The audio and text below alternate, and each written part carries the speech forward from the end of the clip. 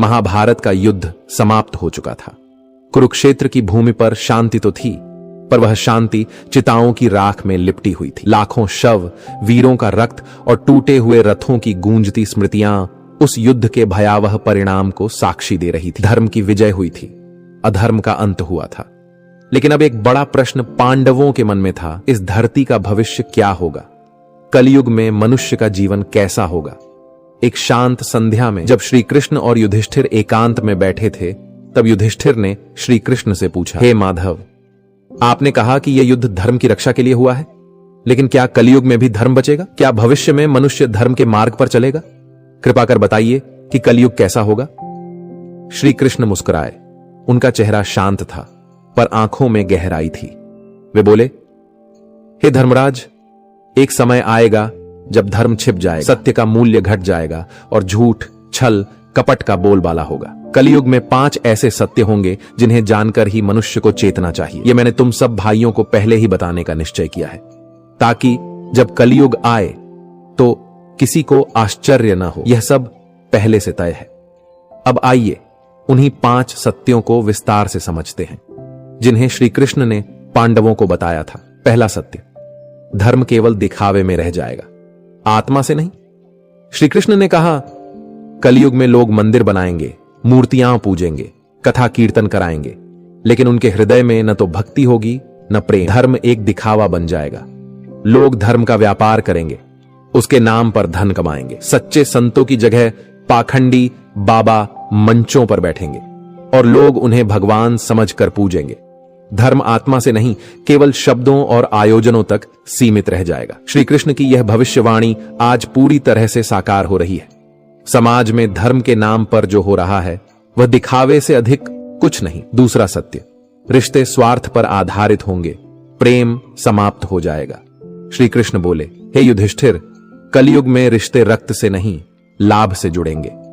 माता पिता अपने बच्चों से सेवा की अपेक्षा करेंगे और बच्चे उन्हें बोझ समझेंगे।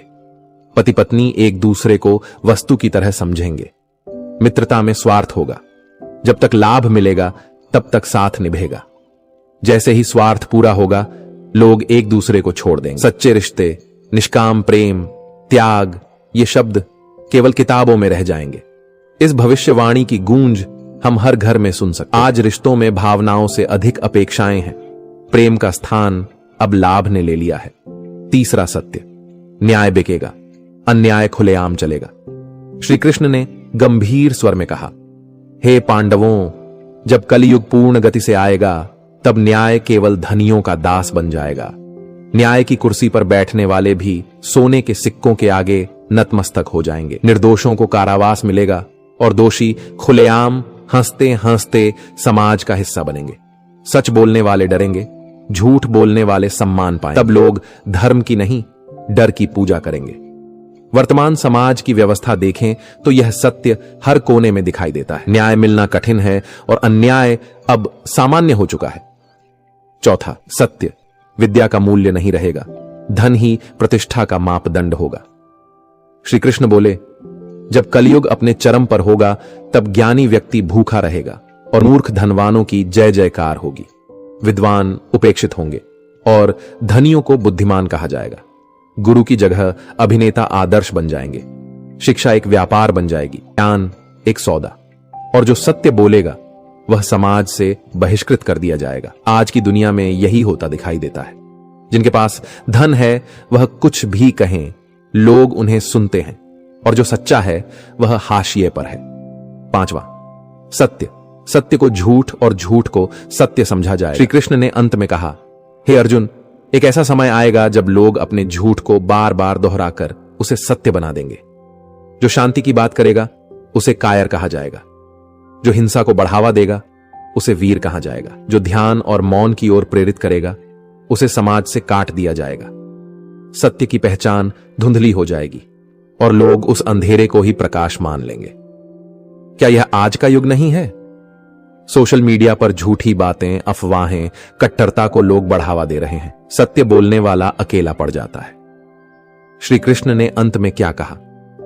श्री कृष्ण ने यह सब कहने के बाद कहा, हे पांडवों, यह सब तुम्हें डराने के लिए नहीं कहा, बल्कि इसलिए कहा कि जब यह सब हो तो तुम्हें आश्चर्य न हो। यह कलयुग का स्वभाव है। लेकिन तुम सब जैसे लोग यदि दृढ़ रहोगे, धर्म से न डिगोगे, तो तुम जैसे कुछ लोग इस युग में भी प्रकाश के दीप बन सकते हो। इसलिए सत्य का साथ कभी न छोड़ना, चाहे संसार तुम्हारे विरुद्ध क्यों ना हो जाए। क्या इसका कोई समाधान है? श्री कृष्ण ने एक समाधान भी बताया था। कलयुग में केवल एक ही मार्ग बचेगा, हरि नाम का जाप, सच्चे मन से प्रभु की भक्ति और अपने कर्मों की शुद्धता। जो मनुष्य निस्वार्थ कर्म करेगा और ईश्वर का नाम जपते हुए अपने जीवन को सत्य और सेवा में लगाएगा, उस पर मेरी कृपा सदैव बनी रहेगी। कलयुग के 5 सत्य जो श्री कृष्ण ने पांडवों को बताए थे, वे आज हमारी आंखों के सामने सच होते जा रहे हैं। धर्म दिखावा बन चुका है, रिश्ते स्वार्थ में डूब चुके हैं, न्याय बिकता है, ज्ञान की अवहेलना हो रही है और सत्य को झूठ कहा जा रहा है। लेकिन इन अंधेरों के बीच भी अगर कोई दीपक जला सकता है तो वह है आपका विश्वास, आपका सत्य के प्रति समर्पण और प्रभु के नाम में आपकी आस्था।